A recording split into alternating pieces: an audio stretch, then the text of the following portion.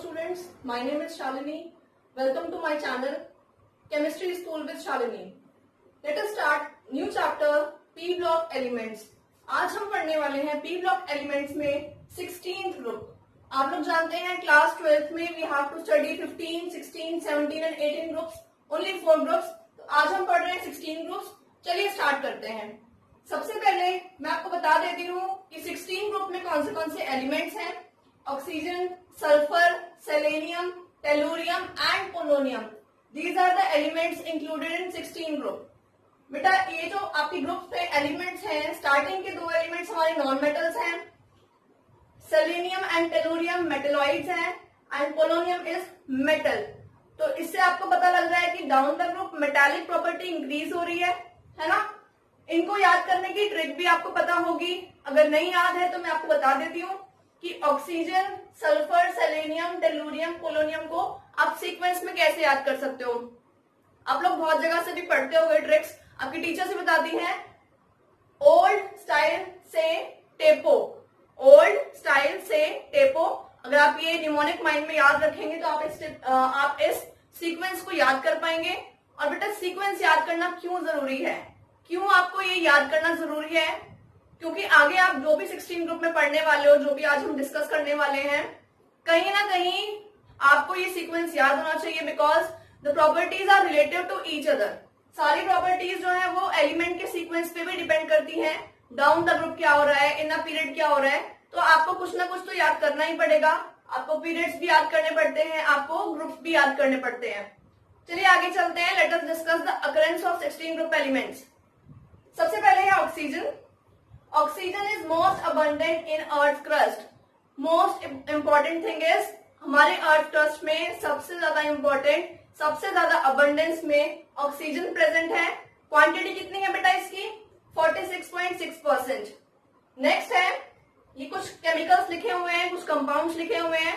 Sulphur, oxygen in forms में हमारी earth crust के अंदर प्रेजेंट रहते हैं. It can be sulphide, it can be sulphate.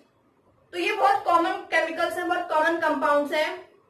आप इनके फॉर्मूले पढ़ के आए होंगे चैप्टर 6 में. General principles of isolation of element से पढ़ के आए होंगे. और आपको ये लर्न भी करने हैं क्योंकि ये इंपॉर्टेंट है. कुछ सिलेक्टेड ही लिखे हैं मैंने यहाँ पे. First is gypsum, Epsom salt, barite, galena, zinc blende and copper pyrite. तो इनके फॉर्मूले आप जरूर लर्न करेंगे. नेक्स्ट आते हैं बेटा इलेक्ट्रॉनिक कॉन्फ़िगरेशन पर. इलेक्ट्रॉनिक कॉन्फ़िगरेशन बहुत ज्यादा इंपॉर्टेंट होती है. क्योंकि इंपॉर्टेंट इसीलिए है क्योंकि आप इलेक्ट्रॉनिक कॉन्फ़िगरेशन देख करके बाकी सारी प्रॉपर्टीज को आसानी से समझ सकते हैं. आपको उनको रटने की जरूरत नहीं पड़ती है. और जैसे कि हम पढ़ रहे हैं पी ब्लॉक एलिमेंट्स, तो बहुत सारे बच्चों का ये बहुत फोबिया रहता है कि हम कैसे पढ़ेंगे बिकॉज ये बहुत बड़ा चैप्टर है. बट बेटा यकीन मानो ये चैप्टर बहुत आसान है अगर आप कंसेप्ट वाइज पढ़ते हो. तो आगे देखते हैं हम. Electronic configuration is NH2NP4. This is the general electronic configuration for 16 group. Okay, तो हम एग्जांपल ले लेते हैं ऑक्सीजन का. Oxygen is having atomic number 8. तो इसके लिए कॉन्फ़िगरेशन लिखा आपने 1s2, 2s2, 2p4. तो बेटा 1s2 means first shell, 2s2, 2p4 means second shell. तो सेकेंड शेल का मतलब क्या है कि सेकेंड शेल में 2s ऑर्बिटल भी है, 2p ऑर्बिटल भी है, जिसमें s में 2 इलेक्ट्रॉन्स हैं एंड p में 4 इलेक्ट्रॉन्स हैं. ठीक है, तो this is the general electronic configuration having first shell and second shell. Second shell is a valence shell means outermost shell. तो बेटा आउटर मोस्ट शेल में कितने वैलेंस इलेक्ट्रॉन्स हैं? There are 6 valence electrons. ठीक है, आपको ये चीज ध्यान रखनी है. आगे चलते हैं हम लोग. एटॉमिक एंड आयनिक रेडियाई हम डिस्कस करेंगे अभी. एटॉमिक एंड आयनिक रेडियाई क्या होता है? किसी भी एटम का न्यूक्लियस से लेकर के आउटर मोस्ट ऑर्बिट तक का जो साइज है, जो डिस्टेंस है, that is the radius. Means किसी भी एटम के सेंटर में जो न्यूक्लियस है वहां से लेकर के उसके आउटर मोस्ट इलेक्ट्रॉन तक का जो डिस्टेंस होगा वो उस एटम का रेडियस होगा. तो बेटा रेडियस कंपेयर कर लेते हैं हम, उसका साइज कंपेयर कर लेते हैं. 16 ग्रुप से पहले क्या था? 15 ग्रुप, नाइट्रोजन फैमिली. तो हम पहले डिस्कस करेंगे कि अलोंग द पीरियड क्या चेंज आया साइज में. Then we will discuss along the group क्या चेंज आया, means down to the bottom क्या चेंज आया. ऐसे ही हम बाकी प्रॉपर्टीज को भी डिस्कस करने वाले वाले हैं। तो पहला है हमारे पास एटॉमिक रेडियाई। तो बेटा along the period left to right, सबसे पहले लेफ्ट टू राइट जब आप जाते हो तो साइज ऑफ एलिमेंट डिक्रीज होता है। ठीक है, आप ये जानते हो इसके लिए बेसिकली दो फैक्टर्स हैं। इफेक्टिव न्यूक्लियर चार्ज बढ़ जाता है और स्क्रीनिंग इफेक्ट कम हो जाता है। ये आप क्लास 11 में पढ़ चुके हो, तो मैं यहाँ पे इसको ज्यादा फर्दर इलाबोरेट नहीं करूंगी। एटॉमिक जो साइज है वो कम क्यों हो जाता है? क्योंकि इफेक्टिव न्यूक्लियर चार्ज इंक्रीज हो जाता है और स्क्रीनिंग इफेक्ट कम हो जाता है। तो size of element decreases when we move left to right. तो मींस 15 ग्रुप के एलिमेंट का साइज कंपैरेटिवली लार्जर था किससे? 16 ग्रुप के एलिमेंट से। So 16 group element size is smaller than 15 group elements. ठीक है, आगे चलते हैं। Now we are discussing in the group, along the group. तो बेटा along the group top to bottom size of element increases. Size of element increases because the very easy answer is because shell number increases, right. बेटा हर shell हर एक step जब हम आगे बढ़ रहे हैं, पीरियड्स जो है सेकेंड पीरियड से हम थर्ड पीरियड में फोर्थ पीरियड में जा रहे हैं, तो उस वजह से क्या हो रहा है, हर स्टेप पे एक एक शेल इंक्रीज होते जा रही है। तो आप जानते हो शेल इंक्रीज होगी तो साइज बढ़ जाएगा किसी भी एटम का, मींस न्यूक्लियस से आउटर मोस्ट शेल की डिस्टेंस इंक्रीज हो जाएगी, तो ऑब्वियसली एटॉमिक रेडियस बढ़ जाएगा। ठीक है, आगे चलते हैं हम आयनाइजेशन एंथैल्पी पे। बेटा आयनाइजेशन एंथैल्पी क्या होता है? The energy required to remove the loosely bound या outermost electron from the outermost shell. तो आयनाइजेशन एंथैल्पी मतलब वो एंथैल्पी जो आप प्रोवाइड करवाओ इलेक्ट्रॉन को निकालने के लिए। तो बेटा इलेक्ट्रॉन को निकालने के लिए अगर आप सोचोगे, इसी कॉन्फ़िगरेशन देखिए, दिस कॉन्फ़िगरेशन, अगर हम यहाँ पे P4 में से एक इलेक्ट्रॉन निकाल देते हैं तो क्या होने वाला है?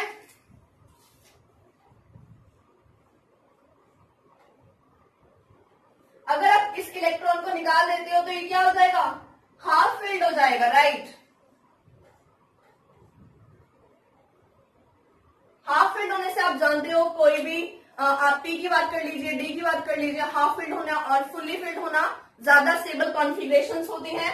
Similarly group number 15, because NH2NP4 after losing one electron it becomes NP3, 3 हो जाएगा, ये मींस हाफ फिल्ड हो जाएगा, तो स्टेबल हो जाएगी configuration, which is half filled and extra stable, right. तो इसकी वजह से लास्ट इलेक्ट्रॉन निकालना आसान होता है कंपैरेटिवली। 15 ग्रुप के कंपैरिजन में आप देखें तो इजी होगा, बट 15 ग्रुप में इजी नहीं था। क्यों? क्योंकि ऑलरेडी हाफ फिल्ड था। एक इलेक्ट्रॉन निकालना मीन्स डिस्टर्बेंस कॉज करना, that's why here one electron losing is very easy, means आपको एनर्जी कम प्रोवाइड करवानी है। तो आयनाइजेशन एंथैल्पी इस केस में लोअर होती है कंपैरेटिवली, ठीक है, लोअर होती है। Now we are coming to the down the group comparison. बेटा डाउन द ग्रुप जाते हुए हमने यहाँ पढ़ा है कि शेल नंबर इंक्रीज कर जाता है। जब शेल नंबर इंक्रीज कर जाएगा तो ऑब्वियसली साइज बढ़ जाएगा। The nucleus present in the centre of any atom and the last outermost shell, उनके बीच का गैप बढ़ जाता है। जब गैप बढ़ जाएगा तो उनकी अट्रैक्शन कम हो जाएगी, और अट्रैक्शन कम होने से आप इलेक्ट्रॉन को आसानी से निकाल सकते हो, इजी निकाल सकते हो। You have to provide less energy. तो उससे क्या होगा?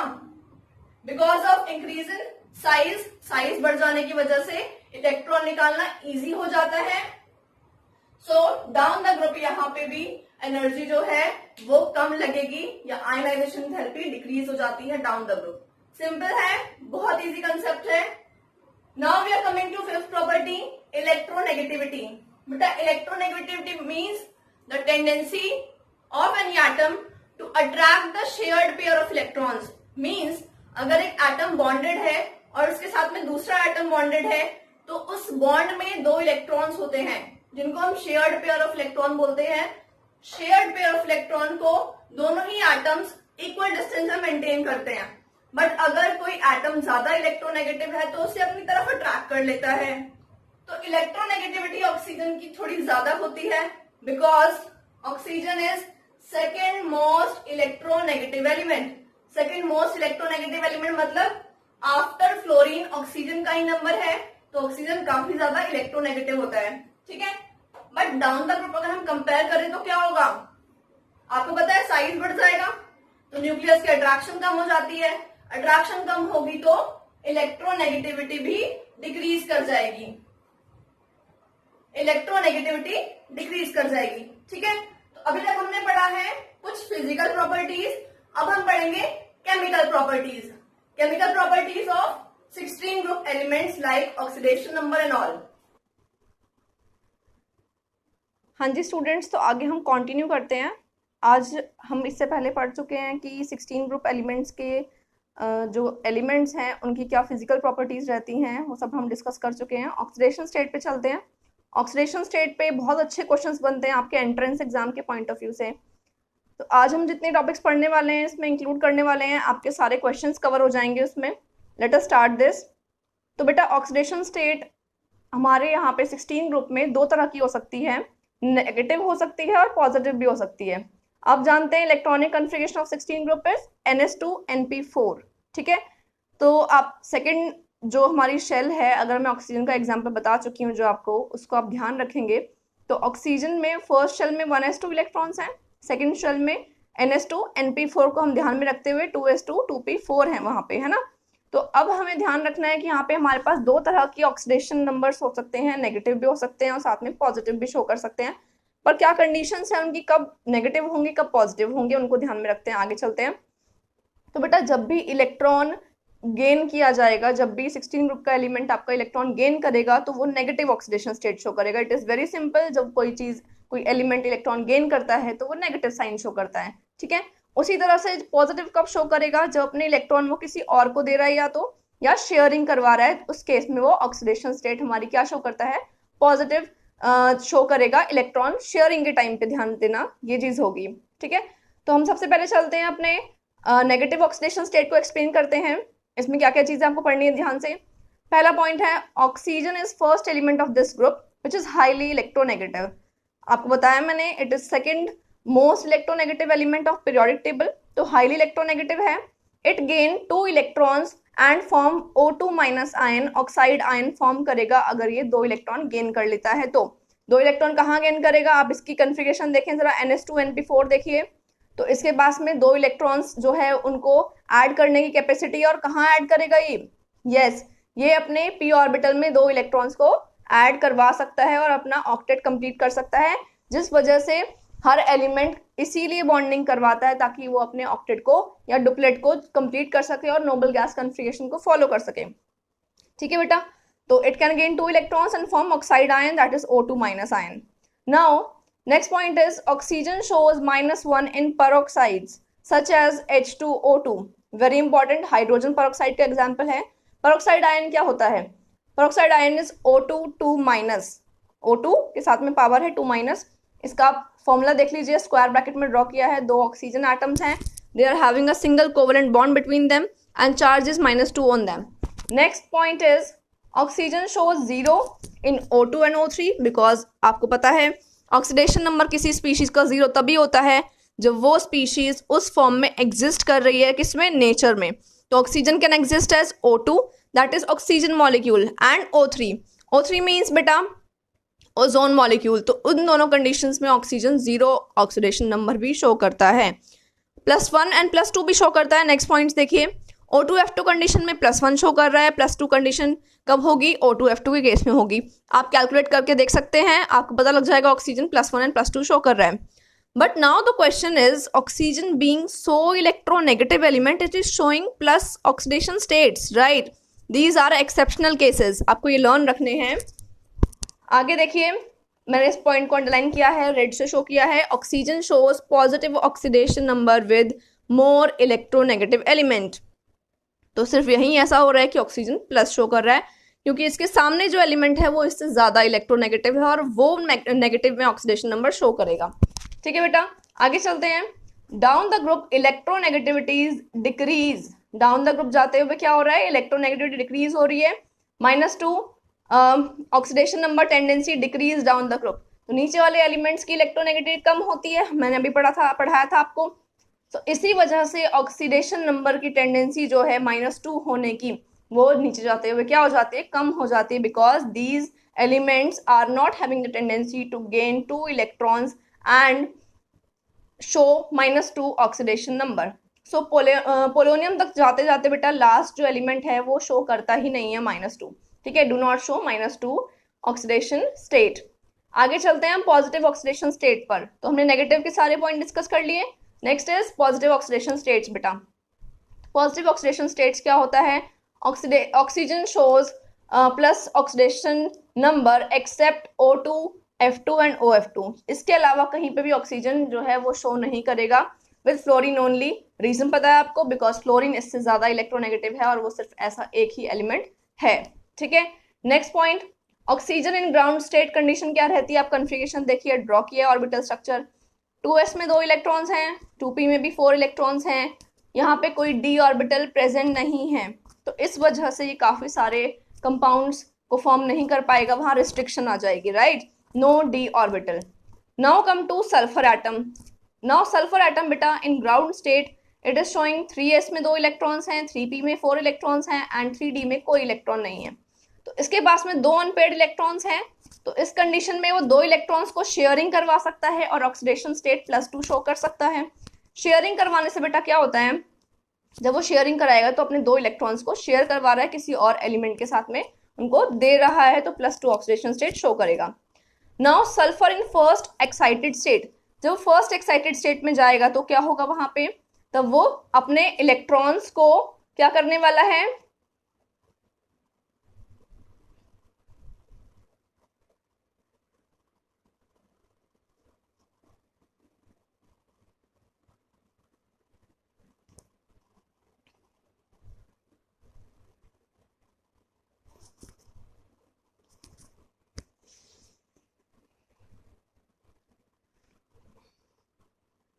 बेटा सल्फर यहाँ पे जो है वो क्या करने वाला है, अपने एक इलेक्ट्रॉन को 3p में से हटा करके 3d में भेजेगा. और ये कंडीशन हो जाएगी हमारे पास जब वो एक इलेक्ट्रॉन को 3d में भेजेगा. तो यहाँ पे अब आप देख सकते हैं 4 अनपेयर्ड इलेक्ट्रॉन्स प्रेजेंट हैं.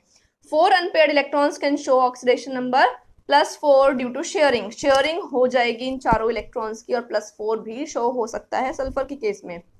नेक्स्ट है sulphur in second excited state. और भी अगर एक्साइटेशन करा दिया जाए इलेक्ट्रॉन का 3s में से भी, तो क्या हो जाएगा, हमारे पास 6 अनपेयर्ड इलेक्ट्रॉन्स हैं. You can count it here, 1 electron in 3s, 3 electrons in 3p and 2 electrons in 3d. तो बेटा 6 इलेक्ट्रॉन्स अनपेयर्ड प्रेजेंट हैं जो शेयरिंग के लिए अवेलेबल हैं. 6 unpaired electrons can show oxidation number +6. Sharing is possible. ठीक है, now next point is 16 group elements can show +4 +6 oxidation states easily. हमने अभी डिस्कस किया है कैसे होगा, जैसे सल्फर शो कर रहा है वैसे और भी इसके नीचे वाले एलिमेंट्स ऐसा शो कर सकते हैं. Due to inert pair effect. Inert pair effect पढ़ चुके हैं आप, क्या होता है इनर्ट पेयर इफेक्ट का मतलब है कि जब आपके s वाले इलेक्ट्रॉन्स जो हैं, जो 2 इलेक्ट्रॉन्स हैं पेयर में, वो electrons participation in bond formation ना करें, पार्टिसिपेट करने से मना कर दें, उस टाइम पे S इन्वॉल्व नहीं होता है. जब वो इन्वॉल्व नहीं होगा तो क्या होगा, सिर्फ P इन्वॉल्व होंगे. इसको हम बोलते हैं इनर्ट पेयर इफेक्ट.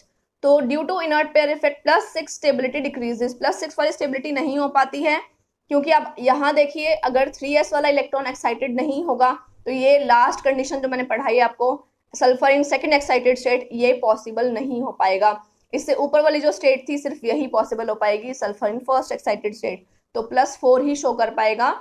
S वाले इलेक्ट्रॉन्स पार्टिसिपेशन में, बॉन्डिंग में पार्टिसिपेशन शो नहीं करने वाले हैं. ठीक है बेटा, तो वही चीज है यहाँ पे, इनर्ट पेयर इफेक्ट की वजह से +6 की स्टेबिलिटी डिक्रीज हो जाती है down the group and +4 is still there an option.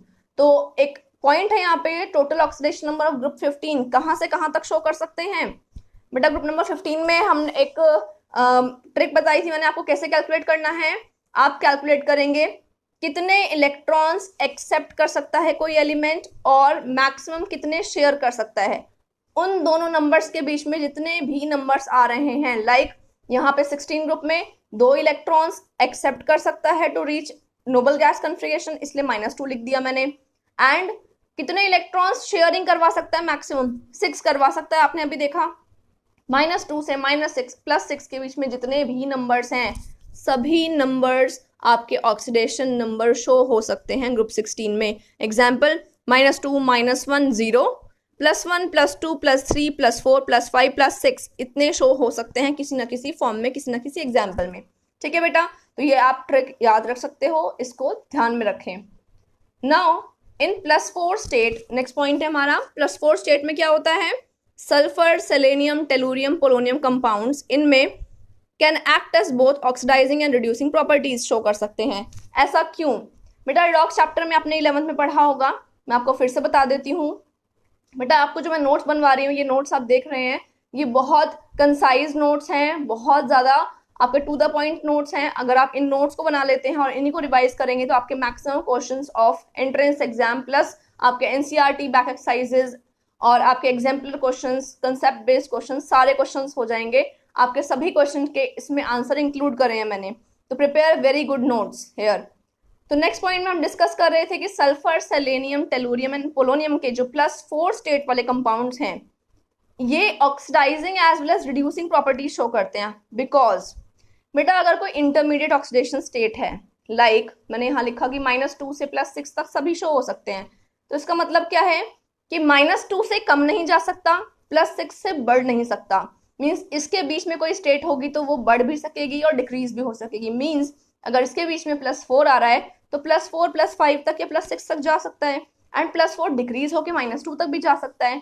It means जो भी कंपाउंड +4 शो करेगा वो डिस्प्रपोर्शनेशन रिएक्शन भी कर सकता है and both oxidizing agent and reducing agent की तरह काम कर सकता है।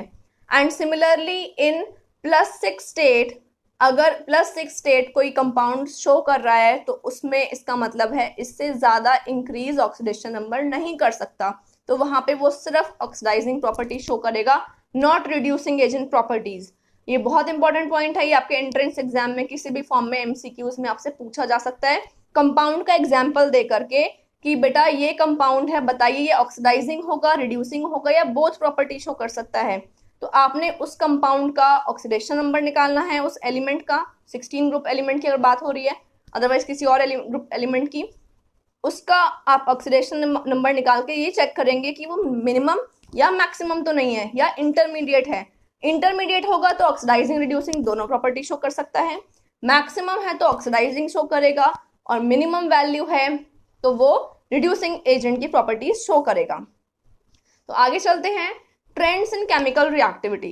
तो बेटा ट्रेंड्स इन केमिकल रिएक्टिविटी में यहाँ पे हम लोग पढ़ने वाले हैं कि 16 ग्रुप के एलिमेंट्स किस किस चीज से रिएक्ट करेंगे और क्या क्या उनके ट्रेंड्स होंगे। तो हमारे पास पहला पॉइंट है, oxygen is most reactive of all the elements of group 16। आप जानते हैं बहुत ज्यादा रिएक्टिव है क्योंकि इलेक्ट्रोनेगेटिव भी है। Second point is sulphur is highly reactive at high temperature which help sulphur sulphur bond cleavage in S8। बेटा सल्फर S8 फॉर्म में एग्जिस्ट करता है, आप जानते हो इसकी existing status S8। S8 condition में अगर इसको हम रिएक्ट करवाएंगे तो इसको अपने सल्फर सल्फर के बॉन्ड ब्रेक करने पड़ेंगे। वो तभी पॉसिबल होगा जब हाई टेम्परेचर होगा, जब हाई टेम्परेचर वाली कंडीशन होगी वहीं ये पॉसिबल हो सकेगा। ठीक है, नाउ नेक्स्ट पॉइंट इज, अब हम डिस्कस करेंगे रिएक्टिविटी टुवर्ड्स हाइड्रोजन की, या हाइड्रोजन के साथ जब रिएक्ट करते हैं एलिमेंट्स तो उनका नेचर कैसा होता है, उनके ट्रेंड्स किस तरह होते हैं।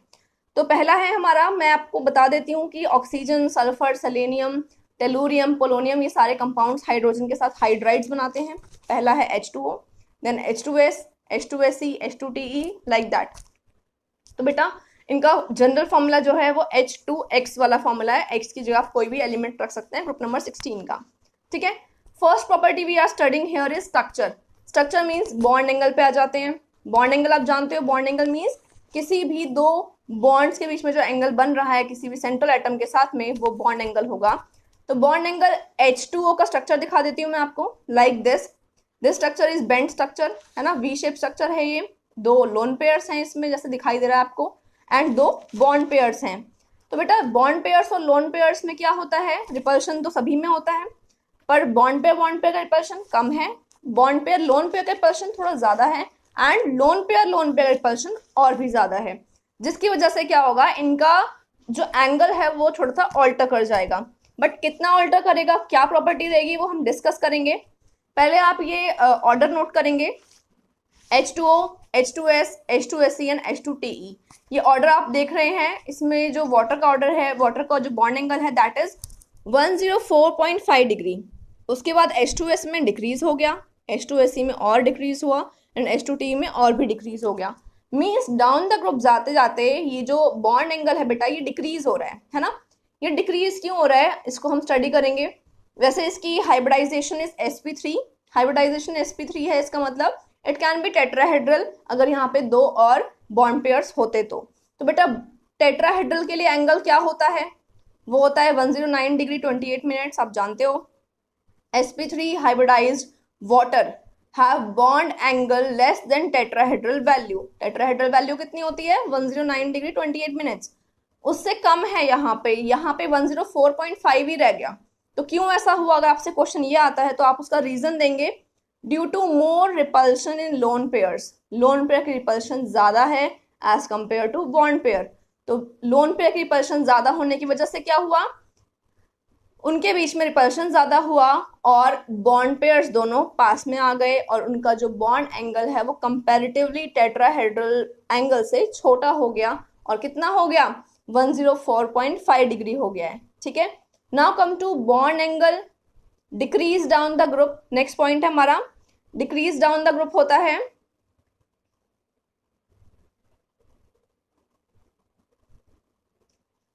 तो बेटा बॉन्ड एंगल जो है वो decrease down the group from H2O से लेकर के H2TE। बॉन्ड एंगल क्या हो जाता है, नीचे जाते हुए डिक्रीज हो जाता है। तो ये क्या रीजन है, क्या है उसका रीजन, वो हम डिस्कस करेंगे।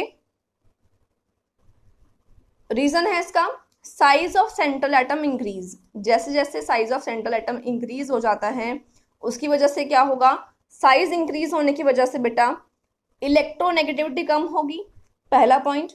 दूसरा पॉइंट है जो शेयर्ड पेयर ऑफ इलेक्ट्रॉन्स हैं, मतलब कि जो इलेक्ट्रॉन्स उस टाइम पे लाई कर रहे थे सेंट्रल एटम के पास में, क्योंकि इलेक्ट्रोनेगेटिविटी मतलब शेयर्ड पेयर ऑफ इलेक्ट्रॉन्स को खींचना अपने साइड में, जब वो इलेक्ट्रॉन्स उसके पास में अट्रैक्टेड रहेंगे तो वो और रिपल्शंस करेगा और रिपल्शंस करने की वजह से क्या होगा, बॉन्ड एंगल जो है वो किस तरह से हो जाएगा, वो इंक्रीज हो जाएगा। ठीक है, मैं आपको समझा देती हूँ स्ट्रक्चर की फॉर्म हेल्प करके। सपोज ये स्ट्रक्चर है आपके पास, ये ऑक्सीजन है, ये दो हाइड्रोजन है हमारे पास। तो अगर ऑक्सीजन ज्यादा इलेक्ट्रोनेगेटिव है तो वो शेयर्ड पेयर को अपने पास रखेगा लाइक दिस। अगर इसके पास में है तो क्या करेंगे, यहाँ पे लोन पेयर्स तो हैं ही, तो ये जो शेयर्ड पेयर ऑफ इलेक्ट्रॉन जो हमने पहले बनाए थे ये आपस में क्या करना शुरू कर देंगे, रिपेल करना शुरू कर देंगे। तो बेटा जब ये रिपेल करेंगे तो इसकी वजह से क्या होगा, एंगल ज्यादा रहेगा। बट यहाँ पे ये जो है लोन पेयर्स बैठे हुए हैं ये भी रिपल्शन क्रिएट कर रहे हैं। ठीक है, तो वो पॉइंट हम डिस्कस कर चुके हैं कि लोन पेयर्स की वजह से वाटर का एंगल जो है वो छोटा है। बट अब हम डिस्कस कर रहे हैं कि डाउन द ग्रुप क्या हो रहा है। बेटा डाउन द ग्रुप जब हम बात करेंगे तो हाइड्रोजन के साथ में oxygen is showing like this कि यहाँ पे है इसके लोन पेयर। बट अगर मैं बात करती हूँ सल्फर की या सेलेनियम की या टेलुरियम की तो ये लोन पेयर्स थोड़े, ये जो शेयर्ड पेयर ऑफ इलेक्ट्रॉन्स हैं थोड़े दूर जाते जाएंगे, दूर। जब ये दूर हो जाएंगे तो इनमें रिपल्शंस ही नहीं होंगी, रिपल्शंस नहीं होंगी तो बॉन्ड एंगल पास में आ जाएगा, है ना। मैं आपको फिर से समझा देती हूँ। अगर मैं सल्फर का एग्जाम्पल ले रही हूँ, यहाँ पे देखिए H2S का एग्जाम्पल अगर मैं लेती हूँ तो यहाँ पे क्या होगा, शेयर्ड पेयर ऑफ इलेक्ट्रॉन इतना पास नहीं है जितना ऑक्सीजन के केस में, थोड़ा दूर है। यहाँ पे अगर इतना दूर है तो रिपल्शंस इनमें नहीं होंगी, रिपल्शन नहीं होंगी तो ये बॉन्ड एंगल कम होगा। किसके कंपैरिजन में, वाटर के कंपैरिजन में। तो डाउन द ग्रुप जाते हुए बेटा क्या होता है, डाउन द ग्रुप जाते हुए ये बॉन्ड एंगल जो है वो कम होते जाते हैं। ठीक है, तो हम आगे चलते हैं इसी पॉइंट को एक्सप्लेन करते हुए। वही समझाया मैंने, साइज अगर सेंट्रल एटम का बढ़ जाता है तो इलेक्ट्रोनेगेटिविटी कम हो जाती है, शेयर्ड पेयर ऑफ इलेक्ट्रॉन दूर दूर जाते हैं। ठीक है, और रिपल्शन उनमें कम हो जाएगा तो बॉन्ड एंगल जो है उनका वो कम होता जाएगा, लेस होता जाएगा। Now we are discussing physical state. बेटा वाटर टेस्टलेस है, ओडरलेस है, एक अच्छा लिक्विड है, हम लोग ड्रिंक करते हैं उसको रेगुलर बेसिस पे। वाटर, क्योंकि वाटर कलरलेस है, अनप्लीजेंट कोई स्मेल नहीं है, that's why. And other hydrides इसी ग्रुप के हैं बट उनकी प्रॉपर्टीज कैसी हैं आप देखिए, अनप्लीजेंट है, फाउल स्मेलिंग है, पॉइजनस गैसेज हैं। ठीक है, तो उनकी थोड़ी डिफरेंट प्रॉपर्टीज हैं। Now come to volatile nature. Boiling point की बात करते हैं हम लोग। बेटा वोलेटाइल नेचर का मतलब है कि एस्केप टेंडेंसी, किसी बीकर में से लिक्विड फॉर्म को छोड़ करके वो एस्केप कर जाए और किस फॉर्म में चला जाए, गैसियस फॉर्म में। और बॉइलिंग पॉइंट का मतलब होता है वही कि बॉइल करना, एक ऐसा टेम्परेचर रीच करना जहां पे वो लिक्विड से गैसियस फॉर्म में चला जाए। तो वोलेटाइल नेचर और बॉइलिंग पॉइंट आपस में रिलेटेड हैं।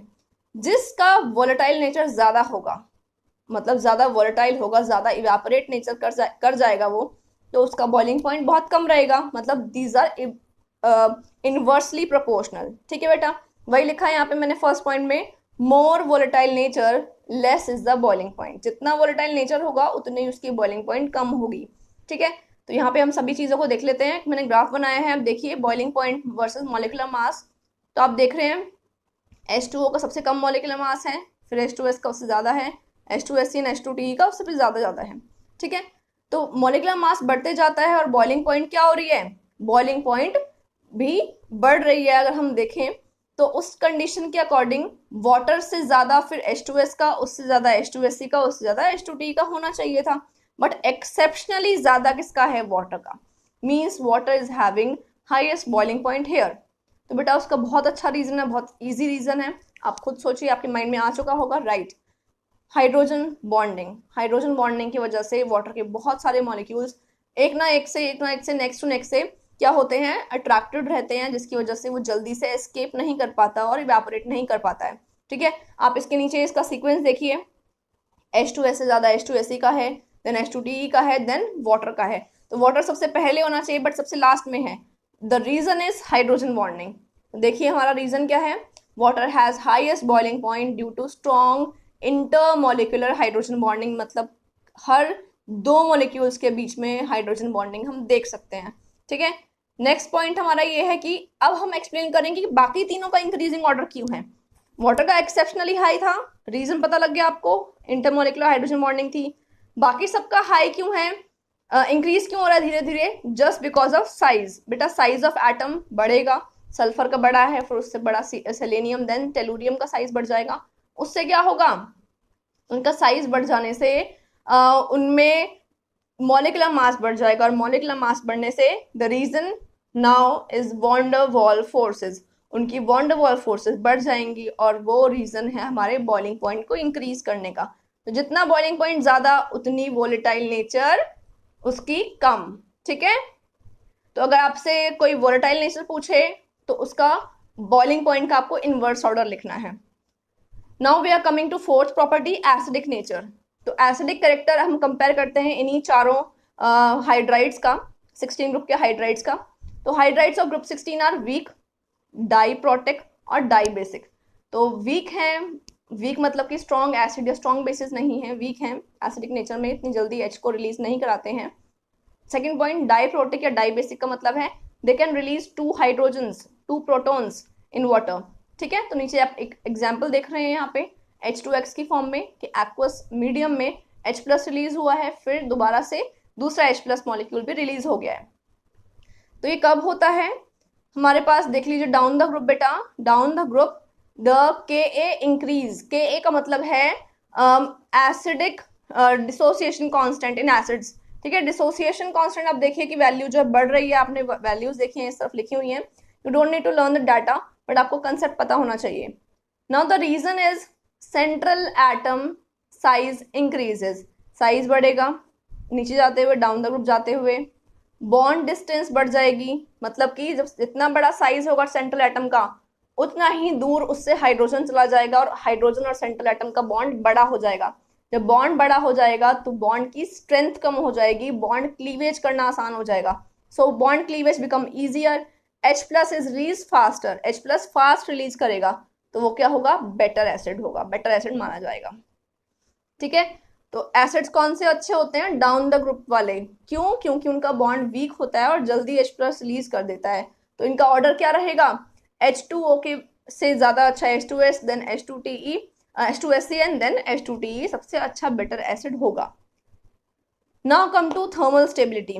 बेटा थर्मल स्टेबिलिटी क्या होगी, डिक्रीज डाउन द ग्रुप करेगी। क्यों डिक्रीज करेगी, थर्मल स्टेबिलिटी मीन्स है कि हीट करने पर, हीटिंग एनवायरनमेंट में वो कितना स्टेबल रहता है। ठीक है, तो हीट करेंगे तो कितनी जल्दी उसका बॉन्ड ब्रेक हो जाएगा। या होल्ड कर पाएगा अपने स्ट्रेंथ को।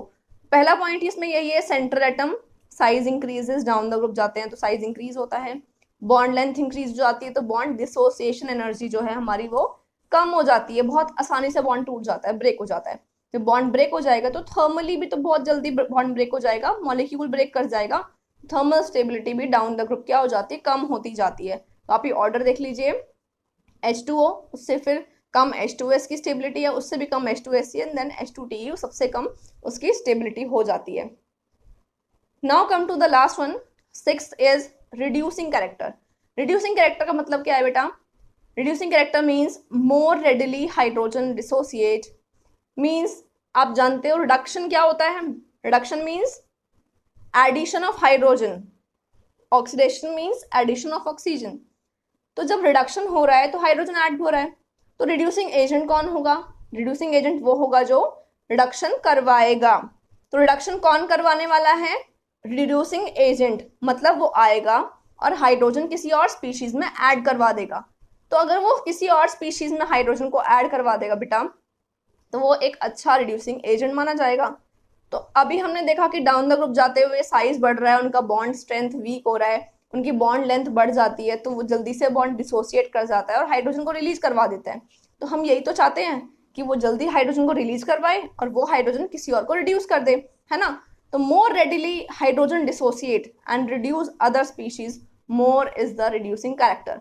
रिड्यूसिंग कैरेक्टर जो है वो उतना ही ज्यादा क्या हो जाएगा, बढ़ जाएगा, क्योंकि उतनी ही स्पीड से हाइड्रोजन का डिसोसिएशन पॉसिबल हो पाएगा। तो ऑर्डर देख लीजिए, आप नीचे लिखा हुआ है H2O से ज्यादा अच्छा H2S है, H2S उससे भी ज्यादा अच्छा रिड्यूसिंग एजेंट है, सबसे अच्छा H2T ही है, जस्ट बिकॉज उसका बॉन्ड जल्दी ब्रेक करेगा, बिकॉज टेलुरियम का साइज बड़ा है, उसका और हाइड्रोजन का बॉन्ड जो है वो वीक है, उसकी स्ट्रेंथ कम है और डिसोसिएशन एनर्जी भी कम लगेगी टू डिसोसिएट दिस बॉन्ड। ठीक है, आपको सारा समझ में आ गया? अगर आपको मेरी क्लास अच्छी लगी हो, मैं पढ़ाया हो आपको सब समझ में आया हो, आपको नोट्स अच्छे लगे हो, please like my video and subscribe my channel. Thank you.